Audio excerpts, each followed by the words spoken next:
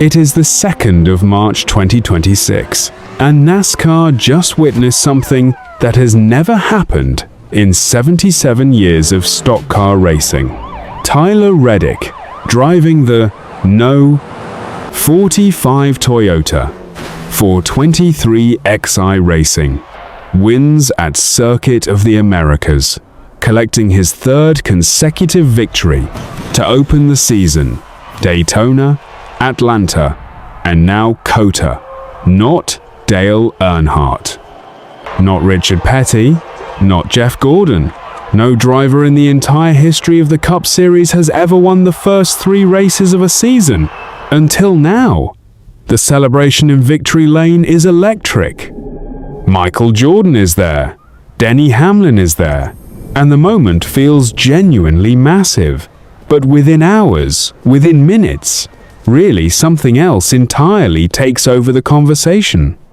A word starts spreading across social media, through fan forums, and into the wider racing community. That word is time's cheating. And once it starts, it does not stop. To understand why this fire is spreading so fast, you have to go back further than Sunday's race. You have to go back to October 2024, when 23XI Racing and Front Row Motorsports did something no team had dared to do before. They filed an antitrust lawsuit against NASCAR and its chairman Jim France, accusing the sanctioning body of monopolistic practices and claiming the new charter agreement was an economically impossible business model for the teams. It was a stunning escalation. For over a year, the sport's legal drama overshadowed the racing itself. The teams competed under injunction, lost that injunction, raced as open teams with less guaranteed prize money, and fought every step of the way through federal court. Then, on the 11th of December 2025, after 8 days of trial testimony, the case was settled. The settlement delivered permanent charters to all teams, an evergreen charter structure, and confidential financial compensation to 23XI and Front Row Motorsports. Michael Jordan and NASCAR President Steve O'Donnell, adversaries just a day before, were photographed smiling and shaking hands outside the courtroom. The war, it appeared, was over. Then the 2026 season began, and 23XI Racing proceeded to win, and win, and win again. The conspiracy theories arrive fast and loud. Some fans connect the lawsuit settlement directly to the on-track results, claiming that NASCAR is allowing 23XI to win as part of a secret arrangement.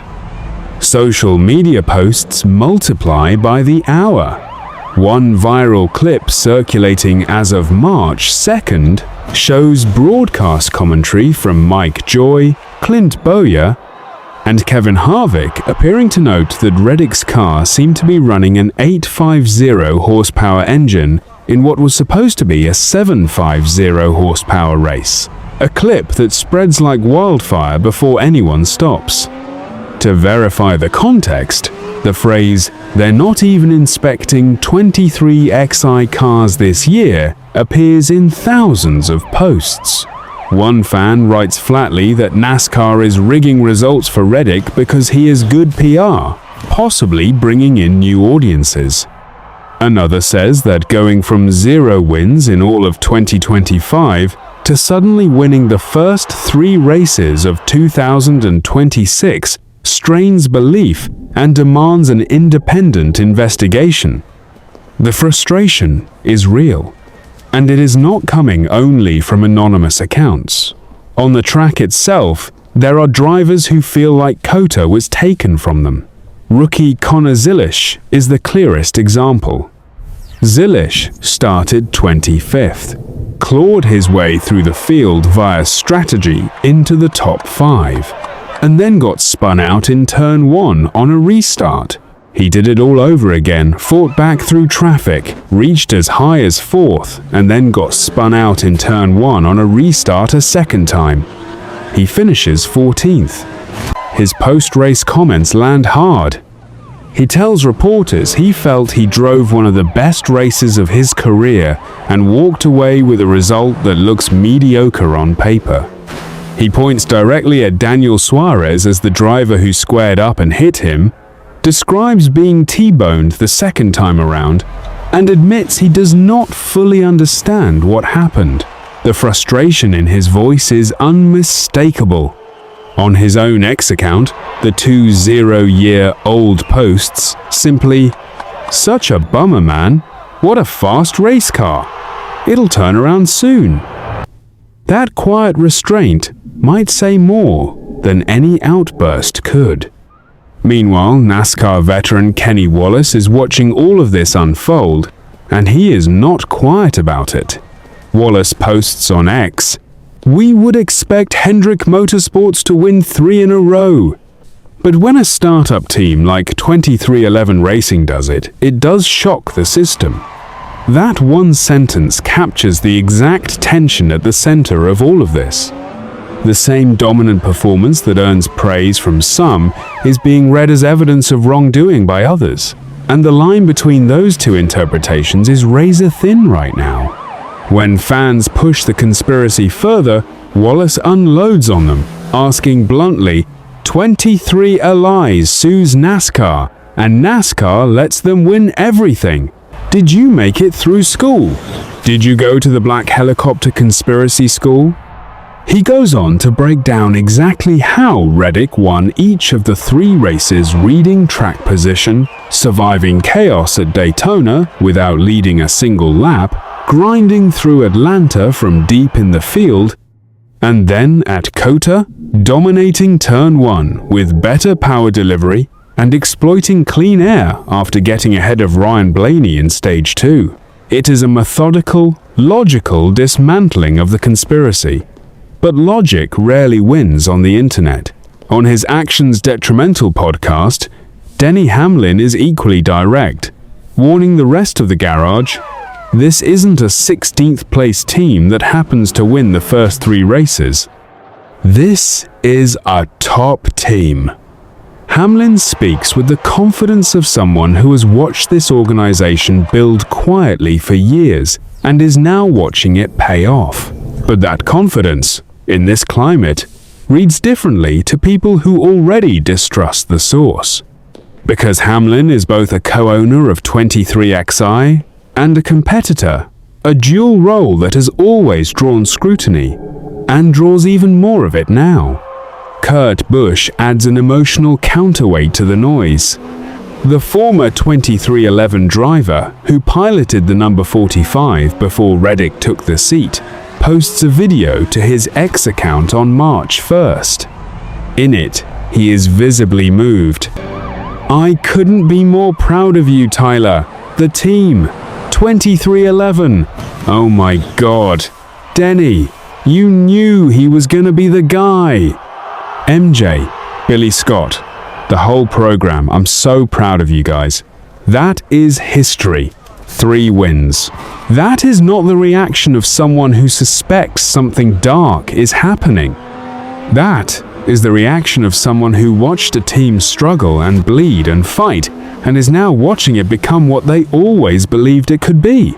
And then there is Shane van Gisbergen, the man with the most direct claim to being robbed, if anyone had one.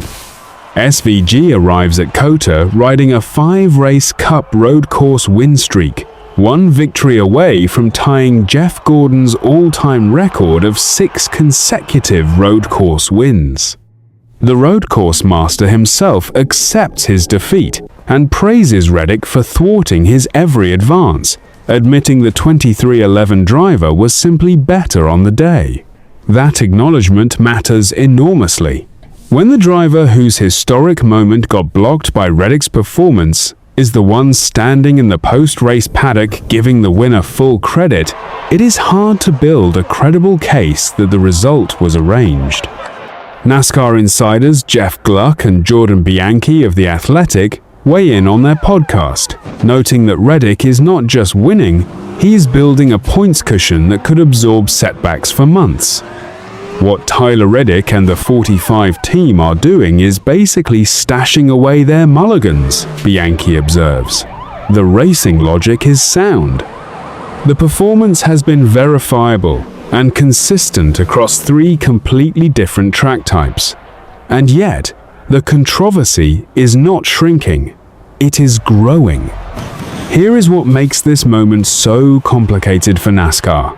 The sport needed this. It needed a breakout story, a historic achievement, a driver doing something that demanded national attention. Just over 2 months after the lawsuit settlement, Michael Jordan told Fox Sports that the legal process, as painful as it was, opened up conversations about how to grow the sport, and that coming out of it, both sides had a much better appreciation for each other. That was supposed to be the narrative heading into 2026. Healing, progress, a united front. But the timing of 23XI's dominance has made it impossible to separate the legal victory from the on-track results in the public's mind, even when the on-track evidence points clearly and cleanly to merit. Reddick starts on pole at COTA, leads 58 of the race's laps, and wins by nearly 4 seconds over the best road course driver on the planet. That is not a suspicious result. That is a dominant one. But NASCAR now has to contend with a portion of its fan base that no longer gives the sport the benefit of the doubt, and this weekend, with drivers lashing out after restarts, conspiracy clips going viral, and the word cheating attached to 23XI Racing's name across every major platform, that trust problem is front and center. The racing may be the best it has ever been. The question now is whether enough people still believe what they are watching is real.